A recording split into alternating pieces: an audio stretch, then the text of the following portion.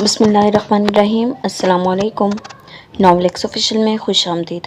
Novel حب قلب by یمنی واقعی قسط نمبر 21 لے کر حاضر ہوئی ہوں۔ امید کرتی ہوں آپ سب کو پسند آئے گی۔ ویڈیو شروع کرنے سے پہلے اگر آپ نے ابھی تک میرا چینل سبسکرائب نہیں کیا تو برائے مہربانی چینل کو سبسکرائب کریں، بیل نوٹیفیکیشن کو آن کر لیں تاکہ ہر آنے والی نئی ویڈیو آپ تک بآسانی پہنچ سکے۔ تو چلتے ہیں ویڈیو کی جانب۔ کیا تم واپس جا رہے ہو؟ کیا ہوا، کیوں جا رہے ہو؟ کب واپس آؤ گے؟ کیا کچھ ہوا ہے؟ ارما نے جب سے اس کے جانے کا سنا تھا اس کے سر پر سوار سوالوں پر سوال کیے جا رہی تھی۔ ایک کام ہے اسی لیے جا رہا ہوں۔ میں چاہتا ہوں شادی کے بعد تمہیں چھوڑ کر کہیں نہ جاؤں۔ اپنی شرٹس بیگ میں ترتیب سے رکھتا مصروف لہجے میں جواب دے رہا تھا۔ مت جاؤ، مجھے پتا ہے تمہارا کوئی کام سیدھا نہیں، اسی لیے چھوڑو، بس یہ کام مت کرو۔ وہ ولادیمیر کا بازو تھام کر روکتی بے چارگی سے بولی۔ دل ڈرا ہوا تھا، ایسا لگ رہا تھا وہ پھر کچھ غلط کرنے جا رہا ہے، اور وہ ہمیشہ سالک سے سنتی آئی تھی برائی کا انجام بہت برا ہوتا ہے۔ برے لوگوں کی برائیاں ایک ساتھ حملہ آور ہوتی ہیں اور پھر کبھی کبھی سدھرنے کی مہلت بھی نہیں مل پاتی۔ ارما کو لگا وہ بھی اپنی آخری مہلت گنوا دے گی۔ میں جلدی واپس آ جاؤں گا، پریشان کیوں ہوتی ہو؟ میرا کچھ ضروری ڈیٹا ہے، وہ کلیکٹ کرنا ہے، میرا گھر اور آفس سیل کرنا ہے، ایک جگہ کا ریسنگ کانٹریکٹ سائن کیا ہوا ہے، وہاں سے کانٹریکٹ ختم کرنا ہے، بس اتنا ہی سمپل سا کام ہے، کچھ دن لگیں گے۔ انفیکٹ پراپرٹی سیل نہ ہوئی تو چھوڑ دوں گا، سالک انکل نے کہا ہے وہ خود سنبھال لیں گے۔ وہ نرمی سے ارما کو بہلاتا اب کچھ ڈیوائسز سنبھال کر ایک بیگ میں رکھ رہا تھا۔ یہ سب عویم بھی سے کہہ دو، وہ بھی ایک کام کے لیے امریکہ جا رہے ہیں، ٹرسٹ می، ان کو جو بھی کام کہا جائے وہ ضرور کرتے ہیں اور اچھے سے کرتے ہیں۔ اس کے مشورے پر ولادیمیر نے بے ساختہ رک کر اسے دیکھا۔ اس کا عویم پر مان اور اعتماد ایک پل کے لیے ولادیمیر کا دل روک گیا تھا۔ کیا وہ اسے بتا دے عویم اسی کے لیے جا رہا ہے، اور یہ کہ اس بار خطرے کی کھائی میں چھلانگ لگا رہا ہے؟ اسے ایک بار پھر سے عویم پر غصہ آیا تھا۔ تمہیں چاہیے اپنے بھائی کو روکو، میں بہتر طریقے سے جانتا ہوں مجھے اپنا کام کیسے کرنا ہے۔ ہاں، تمہارا بھائی ایک فضول سے کام کے لیے خواہ مخواہ جا رہا ہے، کیا تم بھول گئی وہ جھگڑے مول لے لیتا ہے اور نقصان اٹھاتا ہے؟ ولادیمیر نے ایک آخری کوشش کرنا چاہی، شاید وہ ارما کے کہنے پر رک جائے۔ وہ جھگڑے مول نہیں لیتے، ان کا کوئی کام فضول نہیں ہوتا، وہ برے کام نہیں کرتے، انہوں نے مجھے بتا دیا ہے۔ اپنی شادی کے لیے کچھ فرینڈز کو انوائٹ کرنا چاہتے ہیں اور اس کے لیے انہیں فرینڈ سے ملنا تو پڑے گا، وہ جلدی آ جائیں گے۔ اپنے بھائی کے خلاف ایسی بات سن کر وہ خفگی سا بولی تھی۔ ولادیمیر ٹھنڈی آہ بھر کر رہ گیا تھا، یعنی عویم پہلے ہی اپنے حصے کا کام کر چکا تھا۔ اوکے، میرا بھی ضروری کام ہے، سو پلیز مجھے پیکنگ کرنے دو، میں بھی برا کام کرنے نہیں جا رہا، وہ جھنجھلا کر بولتا بیگ صوفے پر پٹک گیا تھا۔ دونوں بہن بھائی ہی ٹینشن بنے ہوئے تھے، اس کا سر درد کرنے لگا تھا، پریشانی بڑھ رہی تھی۔ اس کے لہجے اور انداز پر ارما رک کر اسے دیکھنے لگی، آنکھوں میں پانی بھر آیا، ناراضگی سے پلٹ کر جانے لگی۔ جب ولادیمیر نے اس کی بڑی آنکھوں اور ناراض چہرے کو دیکھ لیا تھا، آئی ایم سوری، میرا وہ مطلب نہیں تھا، اس کا بازو تھام کر بولتے ہوئے بے بسی سے اسے دیکھنے لگے۔ وہ اس کا سفر مشکل بنا رہی تھی۔ تم نے خود کہا پیکنگ کر دوں، ناؤ لیٹ می گو، وہ رخ موڑ کر بولی تھی۔ اس کا جانا اداس کر رہا تھا، پھر اس پر اس کا لہجہ، وہ بس رونے والی ہو رہی تھی، دل اپنی جگہ سہما جا رہا تھا اس کے جانے پر۔ ولادیمیر نے اسے اپنی طرف کھینچ کر سینے سے لگا لیا۔ مجھ سے ناراض مت ہو بے قلب، اس کے چہرے پر نرمی سے لمس بکھیرتا وہ اسے خود میں سمیٹ گیا تھا۔ ارما اس کے سینے پر سر رکھے اداس سی کھڑی تھی۔ دونوں کو ایک دوسرے کا ساتھ راز آ گیا تھا، ایک دوسرے کے وجود سے سکون ملنے لگا تھا۔ اسی سکون نے مسئلہ کھڑا کر دیا تھا۔ اب دوری برداشت نہیں ہوتی تھی، اب زندگی کی ہر رکاوٹ زہر لگ رہی تھی، اب دل محبت سے زیادہ خوف میں دھڑک رہا تھا۔ مشکل زندگی پسند کرنے والے ولادیمیر نے اگر کبھی زندگی بھی اس لمحے کا تصور بھی کیا ہوتا تو شاید ان سب مصیبتوں میں کبھی خود کو نہ پھنساتا۔ ارما کو اگر احساس ہو جاتا کہ وہ عزت کی خاطر کیا جانے والا نکاح اس طرح اس کے لیے خوف سمیٹ لائے گا تو وہ بھی اس وقت 100 دفعہ سوچ لیتی۔ یہی تو مسئلہ تھا، انہیں بے خبری مار گئی تھی۔ کیا بیا نے کہا وہ ایسا چاہتی ہیں؟ دخان نے آبیہ کو شادی ڈیلے کرنے کا سنا تو حیران ہوا، وہ گواہ تھا آبیہ عویم کے ساتھ ہوئے نکاح سے خوش تھی، پھر اب کیا مسئلہ تھا؟ جی ہاں، مذاق لگا مجھے تو، وہ اتنی ناخوش نہیں لگتی، وہ یہاں ہمارے ساتھ رہنا چاہتی ہے، کچھ وقت یہ چیز میں نے بھی نوٹس کی، بس روایتی اداسی ہے جو ہر لڑکی کی شادی پر محسوس ہوتی ہے۔ شفا پرسوچ لہجے میں بول رہی تھی۔ سچ یہی تھا، آبیہ اس شادی کی وجہ سے اداس لگتی تھی۔ اس نے فیملی کا پیار نہیں دیکھا تھا، اسے یہ فیملی ٹائم اور یہ کیئر اب مل رہی تھی۔ وہ اس وقت کو انجوائے کرنا چاہتی ہے، اسی وجہ سے وہ ہر بار موقع ملنے پر یہاں آ جاتی ہے۔ عویم بھائی کی محبت اور ان سب کا پیار الگ چیز ہے، اور یہ گھر اس کا اپنا گھر ہے۔ تم نے دیکھا وہ کیسے کتنی دیر تک ہمارے چہرے تکتی رہتی ہے، یوں جیسے دل نہ بڑھ رہا ہو۔ دخان اپنائیت سے اس کا ذکر کرتے ہوئے بول رہا تھا۔ وہ رشتوں کو ترسی لڑکی اب محبتوں میں لالچی ہوتی جا رہی تھی۔ اسے سب چاہیے تھا، ہر پل چاہیے تھا۔ سسرال میکے میں فرق آتا تھا اسے۔ جی ہاں، ہم سب یہ بات نوٹس کر رہے ہیں، مگر کیا کر سکتے ہیں۔ اس دن موما بابا بھی یہی بات کر رہے تھے۔ اگر عویم سے نکاح نہ ہوا ہوتا تو بھی آبیہ کی شادی کا سوچتے بھی نہیں۔ ابھی اس کی اسٹڈیز کمپلیٹ کرواتے اور کچھ وقت اپنے پاس رکھتے۔ خوش کی بات تو یہ ہے کہ وہ گھر بھی پاس ہے اور لوگ اپنے ہیں۔ فکر کی بات نہیں۔ شفا کی بات پر دخان نے سر ہلایا۔ ان لوگوں نے جب سے آبیہ کو اپنے گھر کا فرد ماننا تھا، اس سے دلی لگاؤ سا محسوس ہو رہا تھا۔ وہ دونوں باتوں میں مصروف ڈرائنگ روم میں داخل ہوئے، جہاں ہنزا پہلے ہی آبیہ کو ساتھ بٹھائے نصیحتوں میں مصروف نظر آ رہی تھی۔ اور اگر تمہارا واقعی دل نہیں مان رہا تو کوئی بات نہیں، شادی کے بعد یہیں آ جانا، لوگوں میں رشتے کا اعلان تو ہو جائے گا، پھر کچھ وقت گھر والوں کے ساتھ گزار لینا، انہوں نے تمہیں خرید تھوڑی لیا ہے۔ دخان نے اس کے یہ جملے سنے تو دانت پیس کر آگے بڑھا۔ آبیہ جو توجہ سے سن رہی تھی چونک گئی۔ ابراہیم بھائی، یہ تم کیا پٹیاں پڑھا رہی ہو بیا کو؟ دماغ خراب ہو گیا ہے کیا؟ آبیہ کی بات سنے بغیر وہ دانت کچکا کر ہنزا سے بولا، جو الٹی کھوپڑی ہر کام الٹا کر دیتی تھی۔ اتنا بھڑکنے کی کیا بات ہے بھائی؟ تم پر اس کا 2 دن بیٹھنا بوجھ ہے تو بتا دو، باقی تو کوئی ایسی غلط بات نہیں کہہ دی میں نے۔ کچھ وقت یہاں رہ کر مائنڈ سیٹ کر لے گی پھر چلی جائے گی۔ ہنزا لاپرواہی سے بولتی دخان کا دماغ گما گئی۔ آبیہ پریشان صورت لیے دونوں کو دیکھ رہے لگی۔ ہنزا پاگل مت بنو، یہ اس کا گھر ہے، جب چاہے آ سکتی ہے، مگر شادی کے بعد ہسبینڈ کی مرضی سے چلنا چاہیے، اور ان کے ساتھ رہے گی تب ہی مائنڈ انڈرسٹینڈ کر پائے گی۔ تمہیں تو اسے سمجھانا چاہیے۔ شفا نے نرمی سے سمجھاتے ہوئے ہنزا کو احساس دلانا چاہا تو وہ بھی سمجھ کر چپ ہو گئی۔ اس کی تو بات ہی مت کرو، ہمیشہ سے پاگل تھی۔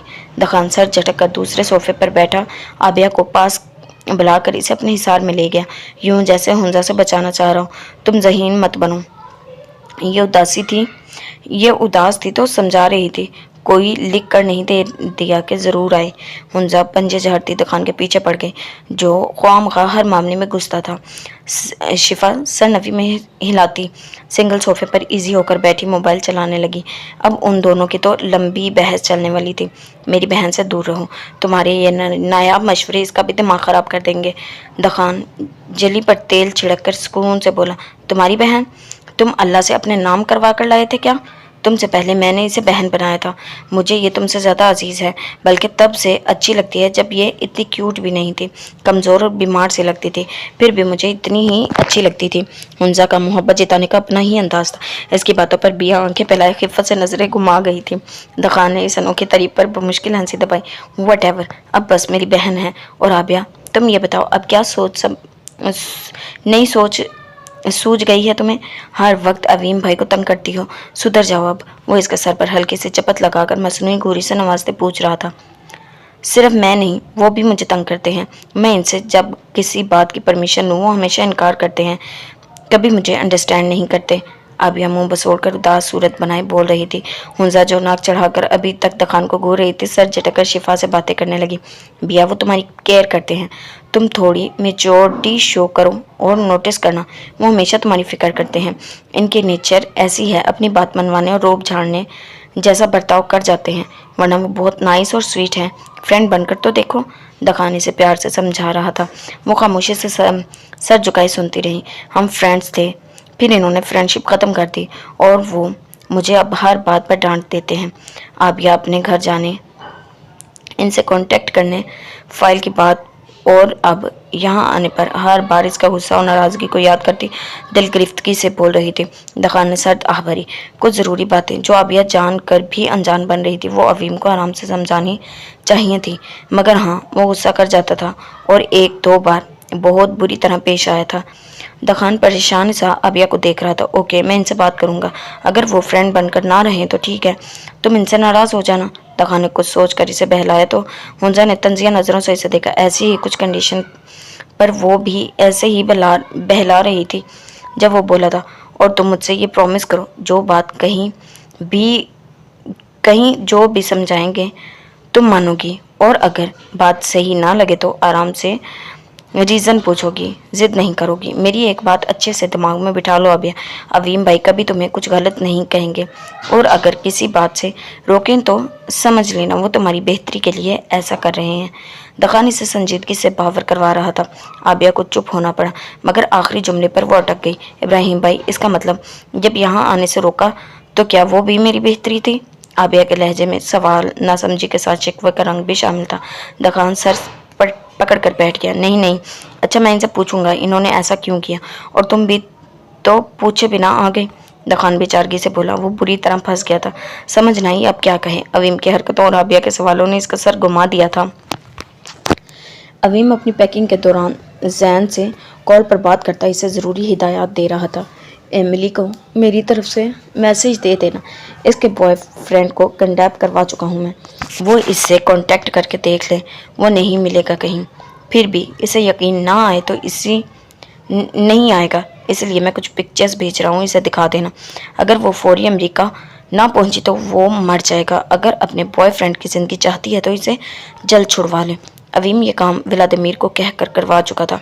व्लादिमीर की टीम अभी कायम थी, इसलिए ये काम आसान था। वो जैन को संजीदगी से समझा रहा था, अगर मेरी ये बात सही तरीके से ना पहुंचा पाए तो तुम्हारी खैर नहीं जैन। आबिया अब बाहर नहीं निकलेगी। मैंने दखान और नोयान को समझा दिया है, मगर फिर भी एमिली अब पाकिस्तान में मजीद नहीं रुकनी चाहिए। अमेरिका भेजो, वहाँ मैं डील कर लूँगा। अवीम स्पार्ट लहजे में मजीद बोला था। सारा प्लान तैयार था, अब बस जैन ने काम करना था। आप फिक्र मत करें, मैं मैसेज दे दूंगा, ज़रूरत पड़ी तो ब्रेन वॉशिंग भी कर लूँगा।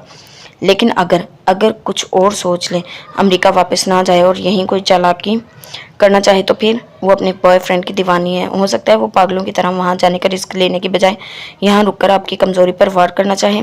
जैन इकराम की बात पर अवीम ने गहरा सांस भरा।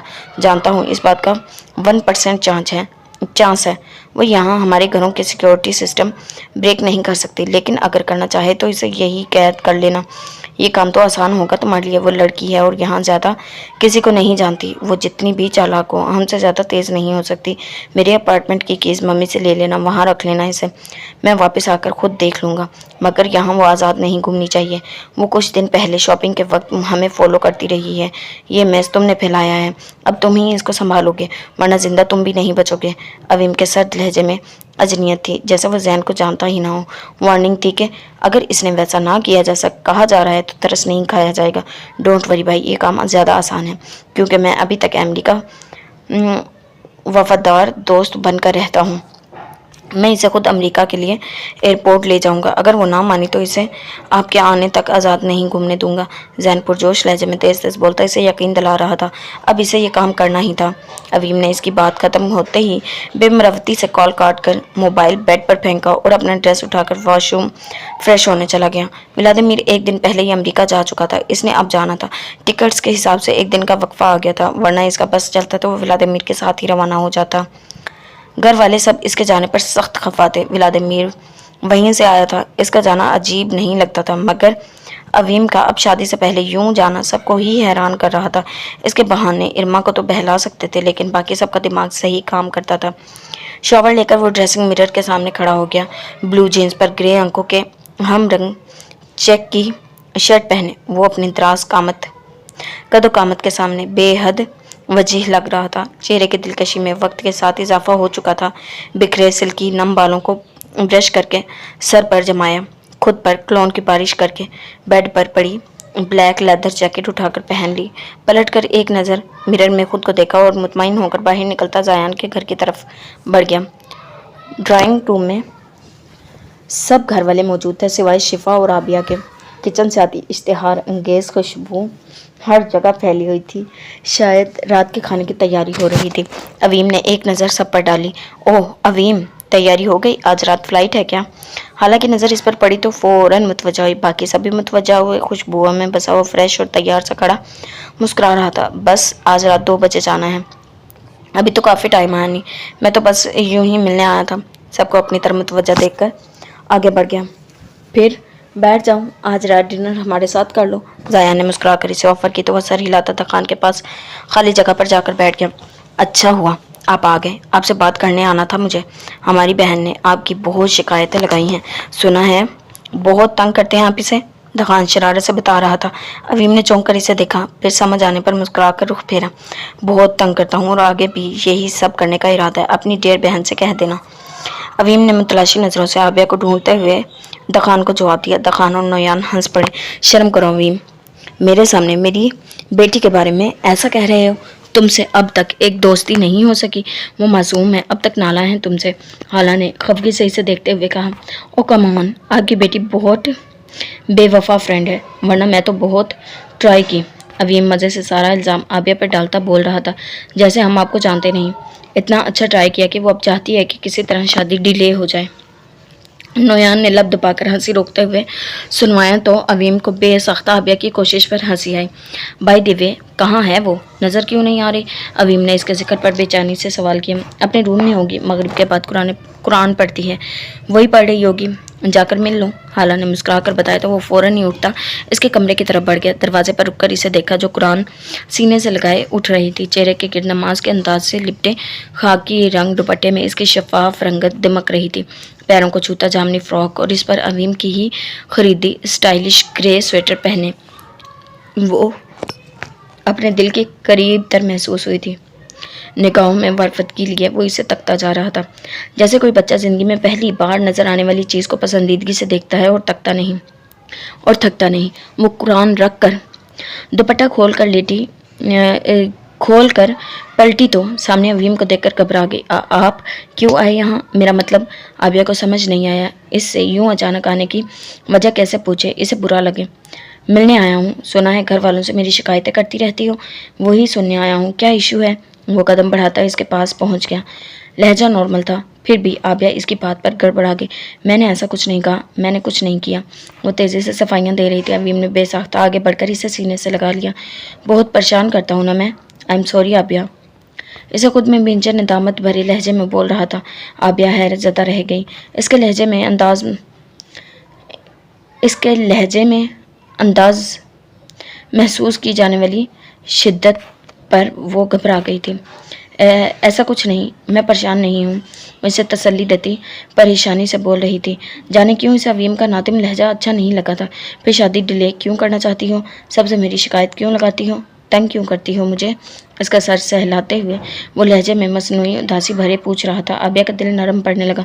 मैंने शिकायत नहीं की, मैं तो बस शरारत कर रही थी, पढ़ना चाहती थी, इसलिए सोचा अभी अगर शादी ना करूँ तो, लेकिन बस यूं ही कह दिया था। मुझे पता है अब शादी नहीं रुक सकती, मैंने अपनी फैमिली से भी कांटेक्ट नहीं किया, अब बाहर भी नहीं जाऊंगी, आप जैसा कहेंगे वैसा ही करूंगी। वो उल्टी सीधी वजाहतें देती बौखलाई हुई थी। अवीम को इस पर बेइख्तियार प्यार आया था। वो इसकी हर बात मानने का वादे करती, इसका दिल बेकाबू कर रही थी। वो सीधा होता, इसके चेहरे को हाथों के प्याले में भरता इसे देखने लगा। इसके गुलाबी शिफाफ रुखसार पर लरजती पलकों का रक्स, नन्ही सी नाक और गुलाबी होंठ को चलती हुई नज़रें झुका गई थी। मैं किसी ज़रूरी काम से अमेरिका जा रहा हूँ, मेरे वापस आने तक प्लीज़ प्लीज़ तुम ना बाहर जाना और ना ही अपनी फैमिली से मिलना। बस कुछ दिन मेरी बात मान लो मेरी जान, वरना मुझे तुम्हारी फ़िक्र रहेगी। और दुआ करना मैं जिस काम के लिए जा रहा हूँ वो अच्छे से हो जाए, करोगी ना दुआ? इसे नरमी से ताकीद करते हुए व्लादिमीर की सलामती का सोच कर इसे दुआ का कह रहा था। आज वो वही पुराना अवीम लग रहा था, नरमी और मोहब्बत से बात करने वाला, प्यार से समझाने वाला। इसके इसी नर्म लहजे ने आबिया को इसके करीब किया था। इसे लगा खोया हुआ अवीम लौट आया है, जो दोस्त था, जो परवाह करता था। इसके सवाल पर वो फर्माबरदारी से सर हिलाती बहुत क्यूट लग रही थी। अवीम मुस्कुराकर झुकते हुए शिद्दत से इसके रुखसार चूम गया था। आबिया का चेहरा शर्म से सुर्ख हुआ। अवीम का दिल भर ही नहीं रहा था। आओ सबके साथ बैठते हैं, मेरे जाने तक तुम मेरे सामने ही रहना, रूम में आकर बंद ना होना। इसे दूर होकर हाथ थामा और मुस्कुराते हुए बोला, इसलिए बाहर निकला। आबिया सर झुकाए इसके पीछे चल रही थी। लबों में शर्मीली मुस्कुराहट, पुरसकून सी मुस्कुराहट ठहरी थी जो सबको नजर आई थी। हालांकि दिल में इत्मीनान भर गया था। ولادیمیر امریکہ پہنچتے ہی پوری ٹیم کی حرکات پر نظر رکھنے لگا تھا۔ اس کے بہت سے لوگوں نے ایک ہی بات دہرائی تھی، چیف مارشلس انہیں اپنا ساتھ دینے اور ایگل کے خلاف جانے پر اکسا رہا تھا، کیونکہ ان کا ریکارڈ ہمیشہ صاف رہا تھا۔ کوئی پراپر پروف نہ ہونے کی وجہ سے پولیس ان پر ہاتھ نہیں ڈال پا رہی تھی۔ اس کی ایک بڑی وجہ یہ تھی کہ آج کل ایگل دنیا کے سامنے نہیں آیا تھا، اور اچھی بات یہ تھی کہ ابھی اس کا کوئی بھی بندہ مارشلس کی باتوں میں نہیں آیا تھا۔ ولادیمیر نے اپنے آفس میں موجود اپنا ریکارڈ پہلی فرصت میں مٹا دیا تھا، لیکن ابھی ہیکنگ ٹیم کے پاس بہت سا ڈیٹا موجود تھا جو ان کے گینگ کے لیے ضروری تھا۔ اسے ڈیلیٹ کرنے کا کہتا تو سب سمجھ جاتے کہ یہ کام چھوڑنے والا ہے۔ اس کا رائٹ ہینڈ نئے ملنے والے کیسز کی تفصیل بتا رہا تھا جس پر وہ جلد کام کرنا چاہتے تھے، اور اس کے لیے ولادیمیر کا بنایا پلان چاہیے تھا۔ جیسا کہ تم جانتے ہو، پولیس ہمیں پکڑنے کے لیے مستعدی سے ہمارے نئے قدم کا انتظار کر رہی ہے۔ انتظار کرو اور اپنا کام مزید کچھ دن کے لیے روک دو۔ ولادیمیر نے طریقے سے بات کو سنبھالتے ہوئے انہیں کام سے روک دیا۔ اس کی بات میں وزن تھا، اسی لیے اس کی بات ہر ٹیم تک پہنچا دی گئی تھی۔ اس نے احتیاط کو اس کام سے دور رہنے کا کہا تھا اور اپنے کام کا پرسنل ڈیٹا رکھنے سے منع کر دیا تھا۔ اس کی بات سب نے سمجھ لی تھی۔ وہاں سے کام سمیٹ کر وہ اپنے مینیجر سے ملنے گیا تھا، جو کار ریسنگ کے سب مقابلوں میں حصہ لینے اور جیتنے یا بیٹنگ کرنے کا سب کام کرتا تھا۔ اسے فی الحال کسی ریسنگ میں نام دینے سے وہ پہلے منع کر چکا تھا، مگر آج اس سے ہمیشہ کے لیے کانٹریکٹ ختم کرنا تھا۔ اس بات پر ولادیمیر کی اس سے اچھی خاصی بحث ہو چکی تھی۔ وہ اتنے اچھے ریسر کا یوں درمیان میں اپنا کیریئر چھوڑ دینے کی وجہ مانگ رہا تھا۔ اچھی خاصی جھڑپ کے بعد جب وہ وہاں سے نکلا تو سر میں درد اور تھکاوٹ سے برا حال تھا۔ وہ رات کے اندھیرے میں وہاں سے نکل کر سیاہ اسپورٹس کار میں بیٹھتا اپنے گھر پہنچا تو سر بھاری ہوتا محسوس ہوا۔ پوری ایک رات اور ایک دن بنا کھائے پیے اور بنا نیند لیے مسلسل کام کی وجہ سے اسے بخار ہو رہا تھا۔ گھر پہنچا تو ڈور ان لاک تھا اور لائٹس بھی آن تھی۔ ہائے، تم کافی لیٹ گھر آ رہے ہو۔ اندر داخل ہوتے ہی اویم کی آواز سنائی تھی۔ اسے سامنے مزے سے بیٹھا دیکھ کر وہ گہرا سانس بھرتا سر جھٹک کر اس کے سامنے بیٹھ گیا۔ اسے گھر کی ایکسٹرا کیز وہ پاکستان میں ہی دے آیا تھا۔ کچھ کام تھے۔ تم نے ڈنر کیا؟ کب پہنچے؟ ولادیمیر اپنی ہوڈی زپ کھولتا سر سے اتار چکا تھا۔ صوفے کی ٹیک سے پشت لگا کر نیم دراز ہوا۔ چہرے پر تھکن تھی، سنہری براؤن بال بکھرے ہوئے تھے۔ میری میٹنگ تھی ایئر برانڈ کے ڈیزائنر آئرس مارک کے ساتھ۔ میں نے اس کے ساتھ آج ایک کانٹریکٹ سائن کیا ہے۔ 2 دن بعد اس کی نیو فیشن ڈیزائننگ لانچنگ کے لیے سائن ہوئے۔ اس کے بیسٹ میل ماڈل کا کچھ دن پہلے ایک کلب میں کسی لڑکی کے ساتھ سکینڈل بنا ہے، جس کی وجہ سے وہ پریشان تھا۔ اب اس کے نیو ڈیزائن کی لانچنگ کے لیے 2 میل ماڈلز دے آیا ہوں۔ ڈنر بھی اسی کے ساتھ ہی کیا میں نے۔ اویم کی بتائی جانے والی تفصیل میں ولادیمیر کو کوئی دلچسپی نہیں تھی، اسی لیے آنکھیں بند کیے صوفے کی بیک پر سر گرائے سنتا رہا۔ گڈ، اگر ہو سکے تو پلیز مجھے کافی بنا دو، وہ بھاری آواز میں بولتا۔ اویم کو چونک آ گیا تھا۔ کیا تم ٹھیک ہو؟ ڈنر کیا تھا؟ کچھ ہوا تو نہیں؟ اویم پریشانی سے اٹھتا اس کے پاس پہنچا، ذرا جھک کر ولادیمیر کی پیشانی پر ہاتھ رکھا تو جو تپ رہی تھی۔ کچھ نہیں ہوا، طبیعت خراب ہے۔ ڈنر کا ٹائم نہیں ملا؟ اب بس کافی بنا دو۔ ولادیمیر آنکھیں کھول کر اسے دیکھتا بول رہا تھا۔ شیور، میں کچھ کھانے کو لاتا ہوں۔ میڈیسن لو اور ریسٹ کرو، ابھی تمہاری طبیعت کی خرابی ہم افورڈ نہیں کر سکتے، تھوڑا ٹھہر کر بیمار ہو جاتے۔ اویم اس پر ناراضگی جھاڑتا نفی میں سر ہلاتا بول رہا تھا۔ ولادیمیر نے گھور کر اسے دیکھا تھا۔ وہ کچن میں پہنچ کر لڑاکا بیویوں کی طرح بڑبڑاتے ہوئے جانے کیا کھٹپٹ کر رہا تھا۔ ولادیمیر شوز اتار کر سیدھا ہوا اور صوفے پر ہی لیٹ گیا۔ ابھی وہ غنودگی کی حالت میں ہی پہنچا تھا کہ اویم کچن سے نکل کر اس کے پاس آئے۔ اٹھ جاؤ، پہلے میڈیسن لو، پھر روم میں جا کر سو جاؤ۔ ابھی تو تم نے یہ بھی نہیں پوچھا 2 ماڈلز کون ہیں جن کا کانٹریکٹ کرایا ہوں؟ اویم کے پکارنے پر وہ آنکھیں کھول کر اٹھ بیٹھا تھا۔ سامنے ٹیبل پر پڑی ٹرے میں کافی کے 2 مگز کے ساتھ پین کیکس موجود تھے۔ ہاتھ بڑھا کر پلیٹ اٹھاتے ہوئے وہ اس کی آخری بات میں توجہ ہو۔ کون ہیں ماڈلز؟ کہیں تم مارشلس کا نام تو نہیں دے آئے؟ ایئر برانڈ تو بہت فیمس ہے۔ ولادیمیر کے سوال کرتے ہی مزاحیہ انداز میں پوچھا۔ نہیں، اویم خان اور ولادیمیر یہ 2 ہیں۔ اویم اپنا مگ اٹھا کر صوفے پر بیٹھتا سکون سے بولتا۔ ولادیمیر کے سر پر دھماکہ کر چکا تھا۔ واٹ، یہ کیا کہہ رہے ہو؟ تم نے ایسا کیوں کیا؟ ولادیمیر کو جھٹکا لگا۔ صدمے سے اویم کو دیکھا جو شاید پاگل ہو چکا تھا۔ کام بڑھا آیا تھا۔ ہمیں میڈیا کے سامنے آنا ہوگا، لوگوں کی نظر میں آنا ہوگا۔ ایک بار میڈیا کی نظر ہم پر پڑ گئی، پھر ہم اپنا کام آسانی سے کر سکیں گے۔ مارشل یا کوئی بھی XYZ ہمیں نقصان پہنچانے سے پہلے سوچے گا، یا پھر ہمیں مارنا کسی کے لیے آسان نہیں ہوگا۔ اب زیادہ مت سوچو، بس ایک دن کی بات ہے، ڈریسز وہ دیں گے، تیار بھی وہ کریں گے، ہمیں بس ماڈلنگ کرنا ہوگی، کچھ گھنٹوں کا کام ہوگا۔ عویم اسے سمجھا رہا تھا، اس کی بات صحیح تھی، پھر بھی ولادیمیر کو اس طرح اچانک ماڈلنگ کرنے کا آئیڈیا بالکل اچھا نہیں لگا تھا۔ واٹ ایور، میں یہ نہیں کرنے والا، اور اگر میگزین شوٹ کروا بھی لیں، میگزین تیار ہو کر مارکیٹ میں آنے تک کم سے کم 1-2 ویکس لگ جائیں گے، تب تک اپنا کام سمیٹ کر ہماری واپسی ہو چکی ہوگی۔ اس کے بعد اس فیم کا کوئی فائدہ نہیں۔ ولادیمیر نے نفی میں سر ہلاتے ہوئے سختی سے اس آئیڈیا کی تردید کی تھی۔ Relax, as you said, air brand بہت فیمس اور امریکہ نمبر 1 برانڈ ہے، تو آف کورس اس کے ماڈلز کا ایک الگ پروٹوکول ہے۔ اس بار وہ میگزین فوٹو شوٹ نہیں کر رہا، وہ اس بار آن لائن ماڈلنگ کروا رہا ہے۔ تھیم ویڈیو ہوگی، ہمارے ساتھ کچھ اور ماڈلز بھی ہوں گے، مگر ہم نیو اور مین ہوں گے۔ عویم نے اسے تفصیل سے آگاہ کرتے ہوئے کام سمجھایا، اور اب تم انکار کرنے کا سوچنا بھی مت۔ آئرس مارک کوئی عام انسان نہیں، اور اس کا برانڈ ایشین کنٹریز میں بھی بہت پسند کیا جاتا ہے۔ اسے منانا کوئی چھوٹی بات نہیں تھی، بہت مشکلوں سے راضی کیا ہے، اس کے ساتھ پہلے کام کر چکا ہوں، صرف اسی وجہ سے اس نے مجھے یہ چانس دیا ہے۔ عویم کی بات پر ولادیمیر نے ٹیبل پر پٹک کر اسے گھورا، مگر اس بار وہ خاموش رہا تھا۔ انہیں بیک اپ چاہیے تھا، اور اگر یہ بیک اپ میڈیا کی صورت میں ہو تو نقصان کا چانس 0 ہوگا۔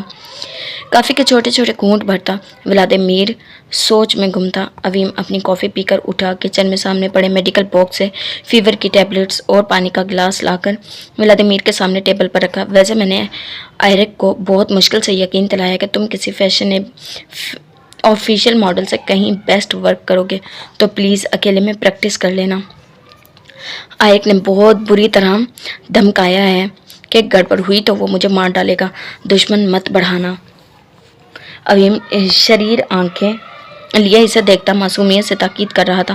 ولادیمیر کے سیدھا ہونے پر جلدی سے جا کر ایک روم میں بند ہو گیا۔ ولادیمیر نے بے چارگی سے میڈیسن کو دیکھا، اب تو ٹھیک ہونا ضروری تھا، بہت ضروری۔ سالک نے اپنے ذرائع استعمال کرتے ہوئے ایک عرصے بعد دوبارہ جارج سے رابطہ کیا تھا۔ وہ جانتے تھے جارج اس کے جاننے والے اسٹریٹ فائٹر ہی وہ واحد لوگ تھے جو پولیس سے بھی نہیں ڈرتے تھے۔ اسٹیو سے اس کی دشمنی ہو جانے پر بھی جارج نے معاملہ سنبھال لینے کی آفر کی تھی۔ ابھی سالک جارج کی مدد لینے کا سوچ ہی رہا تھا کہ وہ شاہ فیملی کا وارث ایڈم شاہ اسے مل گیا تھا۔ اس نے مذاقن اور کچھ اسے چڑھانے کے لیے اسے اپنے بھائی کہا تھا۔ وہ جان ہی نہیں پایا اس کی یہ بات اس لڑکے کے لیے کیا ثابت ہوئی تھی۔ پھر اسٹیو کی گینگ کب اور کیوں پیچھے ہٹی، اس کے بارے میں تفصیل تو وہ نہیں جان پایا تھا، مگر اتنا ضرور پتہ چلا تھا، وہ امریکن میئر اسٹیفن شاہ کے نواسے ایڈم شاہ کی وجہ سے سالک کو بھی اب ایوائڈ کرنے لگے تھے۔ پھر اسٹیو کی گینگ کب اور کیوں پیچھے ہٹی، اس کے بارے میں تفصیل تو وہ نہیں جان پایا تھا، مگر اتنا ضرور پتہ چلا تھا، وہ امریکن میئر اسٹیفن شاہ کے نواسے ایڈم شاہ کی وجہ سے سالک کو بھی اب ایوائڈ کرنے لگے تھے۔ سالک کو حیرت ہوئی تھی، امیر گھرانے کا وہ لاڈلا لڑکا اتنا خطرناک کیسے تھا، مگر جارج کی اس بار مدد کی آفر ضائع گئی تھی جو اب سالک کے کام آ سکتی تھی۔ اس نے پہلی فرصت میں جارج سے کانٹیکٹ کیا تھا۔ ہائی ایس، کیا ہو رہا ہے؟ کافی وقت بعد بات ہو رہی ہے۔ جارج کی پرجوش مردانہ آواز پر سالک نے مسکرا کر تشکر بھری سانس لی کہ وہ نہ صرف پہچان گیا تھا بلکہ اسی دوستانہ لہجے میں بات کر رہا تھا۔ Doing well, what about you? Salik مسکرا کر اس سے حال احوال لے رہا تھا۔ کچھ پرانی باتوں کے بعد سالک اصل مدعے پر آیا تھا۔ جارج، مجھے تمہاری مدد چاہیے، اگر تمہارے پاس جو فائٹر دوست ہوتے تھے وہ اب بھی ہیں تو۔ سالک کی بات پر جارج بھی متوجہ ہوا۔ بالکل، میرے پاس وہ ہیں، بلکہ اور بھی بہت بہتر ہیں، لیکن جیسا کہ تم جانتے ہو پرانی چیز اچھی ہوتی ہے۔ جارج کی ہنسی آواز پر سالک سیدھے ہو بیٹھے۔ اب جو بات کرنی تھی اس میں رسک تھا، ہو سکتا ہے مارسیلس پہلے ہی جارج کا بہترین دوست ہو۔ اس کے کام میں چھپی ہوئی دوستیاں بہت ہوتی ہیں مگر کبھی بتائی نہیں جاتی۔ میں چاہتا ہوں تم ایک سینئر پولیس آفیسر کا قتل کرو، کیا تم یہ آسانی سے کر سکتے ہو؟ یہ ضروری ہے، سالک سنجیدگی سے پوچھ رہا تھا۔ جارج کچھ لمحے کے لیے چپ سا ہو گیا، پھر ایسا لگا اس نے پوزیشن بدلی ہے، وہ کسی سائڈ پر ہو۔ تمہارے لیے کچھ بھی دوست، بس پولیس آفیسر کا نام لو۔ جوش کی سرسراتی آواز پر سالک اکیان ذرا رکے۔ اب سوچنے کا وقت گزر چکا تھا۔ ولادیمیر اور اویم کے لیے انہیں یہ قدم اٹھانا ہی تھا۔ میں تمہیں تفصیل بھیجتا ہوں، یہ کام جتنا جلدی ہو سکے ہو جانا چاہیے، تھوڑی سی دیر بھی خطرہ ہے۔ سالک نے ہدایت دی اور جوش کی حامی بھرنے پر کال کاٹ دی۔ لیپ ٹاپ اٹھایا اور جلدی سے مارسیلس کا ڈیٹا جوش کو بھیجا، ساتھ ہی ایک بڑی بھاری رقم کا ڈرافٹ بھی بھیج دیا۔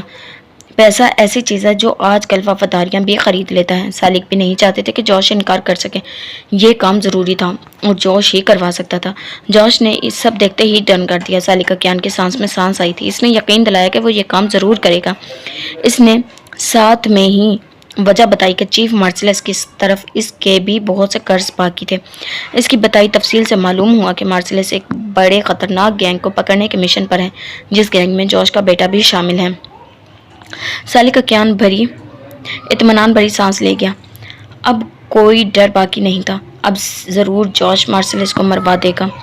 وہ دونوں ایرک مارک کی ایجنسی میں موجود تھے۔ ایرک نے جب ولادیمیر کو دیکھا تو اس کی پانچیں چر گئیں۔ وہ ایک مشہور کار ریسر تھا۔ اسے یقین ہو گیا اس بار کی ماڈلنگ میں پورا میڈیا اپنے قدموں میں ڈال لینے والا تھا۔ ایک ماڈل وہ تھا جو ٹین فیشن میگزین میں ایک ہی بار ماڈل بنا تھا اور بہت عرصہ میں اچھا خاصا فیم گین کیا تھا، لینے کا ریکارڈ توڑ دیا تھا۔ اویم خان جو ایک بڑا عرصہ ٹین ایجز کا کرش بنا رہا تھا۔ ایک ولادیمیر آفیشیل کار ریسر جو ہمیشہ کار ریسنگ کے کلوزسٹ ٹائم میں عین وقت پر جیت جاتا تھا۔ وہ بھی اکثر میڈیا میں تہلکہ مچائے رکھتا تھا۔ مشرق اور مغرب کے دو الگ حسن رکھنے والے ماڈلز کو ایک جگہ ساتھ رکھ کر برانڈ کی شوٹنگ ہوئی تھی۔ عجیب چمکتے بھڑکیلے کپڑوں سے تیار شدہ چست سی پینٹیں اور چمکتے رنگوں والی جیکٹیں اور لانگ کوٹس پہن کر دونوں ہی حلق تک کڑوا ہو گیا تھا، مگر ولادیمیر کے تاثرات کچھ زیادہ بگڑ گئے تھے۔ اس کے عجیب رونی صورت دیکھ کر اویم کے چہرے پر ہنسی ضبط کرنے کے چکر میں سرخی بڑھ گئی تھی۔ ماڈلنگ کے دوران دونوں بمشکل اپنے تاثرات پر قابو پا سکے تھے، لیکن سب کے باوجود ان کی آن لائن ماڈلنگ کا ریٹ تیزی سے بڑھ رہا تھا۔ میڈیا میں واقعی آگ مچ چکی تھی۔ ہر چینل پر ایرک برانڈ کے دو نئے ماڈل دکھائے جا رہے تھے۔ اویم کا پلان کامیاب ٹھہرا تھا، پبلک فگر بن گئے تھے۔ ایرک مارک خوشی سے پاگل ہو رہا تھا۔ شوٹ مکمل ہوتے ہی اس کامیابی کی خوشی میں ایک مہنگے کلب میں پارٹی رکھی گئی تھی۔ ان دونوں کو کوئی جلدی نہ تھی، اس لیے وہ بھی بنا اعتراض کیے کلب میں پہنچ گئے تھے۔ ابھی وہ کلب میں ہی موجود تھے جب زین نے ایملی کے امریکہ روانگی کی اطلاع کے ساتھ ایئرپورٹ پر اس کے ہونے کی پکچرز بھی بھیج دی۔ متوقع کے عین مطابق اپنے بوائے فرینڈ کا سنتے ہی سب بھلائے جذباتی ہو کر امریکہ بھاگی تھی۔ اویم نے سکون کا سانس بھرا تھا۔ اب کم از کم اسے عابیہ کی طرف سے سکون مل گیا تھا۔ کلب میں کافی دیر اس بے ہنگم شور اور شراب پیتے ان لوگوں کے درمیان وہ چہرے پر مصنوعی مسکراہٹ سجائے بیٹھے رہے تھے۔ رات کے دوسرے پہر ان سے اجازت لے کر وہ دونوں گھر کی طرف بڑھے تھے۔ سالک کی طرف سے دونوں کو میسج ملا تھا۔ انہوں نے دونوں کو نیوز دیکھنے کا کہا تھا۔ وہ دونوں ہی پریشانی سے گھر پہنچتے ہی آن لائن وہ نیوز چینل لگا گئے جہاں رپورٹر سنجیدگی سے آج کے دن کے ہونے والے ایک حادثے کی تفصیلات بتا رہی تھی۔ دن ٹائم ایک ریڈ میں پولیس اور ایک خطرناک گینگ کے مقابلے کے دوران چیف مارسیلس کی موت کی خبر چل رہی تھی۔ اس ریڈ مقابلے میں بچ جانے والے پولیس اہلکاروں کا بیان چل رہا تھا، جس کے مطابق وہ لوگ کافی وقت سے ایک خطرناک گینگ کو پکڑنے کی کوششوں میں تھے۔ آج کے دن ہی صبح انہیں کسی طرف سے مخبری کی گئی تھی۔ اس گینگ کے لوگ دنیا کے مختلف جگہوں سے لڑکیاں کڈنیپ کر کے ایک اڈے پر جمع کر رہے تھے۔ اس خبر پر چیف مارسیلس اپنی ٹیم کو لے کر پہنچ گئے تھے۔ ریڈ بہت محتاط اور پوری تیاری کے ساتھ ماری گئی تھی، مگر آگے ان کے لیے ٹریپ بچھایا گیا تھا۔ خبر جھوٹی تھی اور انہیں پھنسانے کے لیے دی گئی تھی۔ ان کے پہنچتے ہی ان پر ایک شدید اٹیک ہوا تھا، جس سے انہیں سنبھلنے کا موقع بھی نہ ملا تھا۔ ولادیمیر اور اویم ایک دوسرے کو دیکھا ایک مشکل ترین کام انجام پایا تھا۔ وہ خوش تو نہیں ہو پائے تھے کیونکہ گینگ نے مارسیلس کے ساتھ اور بھی بہت سے پولیس والے مارے تھے، مگر ایک بوجھ اترا تھا۔ اب انہیں بس ولادیمیر کی ٹیم اسپینڈ کرنی تھی۔ وہ پرسکون ہو گئے۔ ایک نہایت آسان اور چھوٹا سا کام باقی رہ گیا تھا۔ آنے والے وقت سے بے خبر وہ سو گئے۔ ان کا پرسکون ہو کر لاپرواہ ہو جانا ان کے لیے نقصان کا باعث بننے والا تھا۔ صرف مارسیلس کو دشمن سمجھ کر وہ ریلیکس ہو گئے تھے اور یہی ان سے غلطی ہو گئی تھی۔ جی تو جناب، یہ تھی ہماری آج کی ایپیسوڈ۔ امید کرتی ہوں پسند آئی ہوگی۔ ملتے ہیں نیکسٹ ایپیسوڈ کے ساتھ۔ اللہ حافظ۔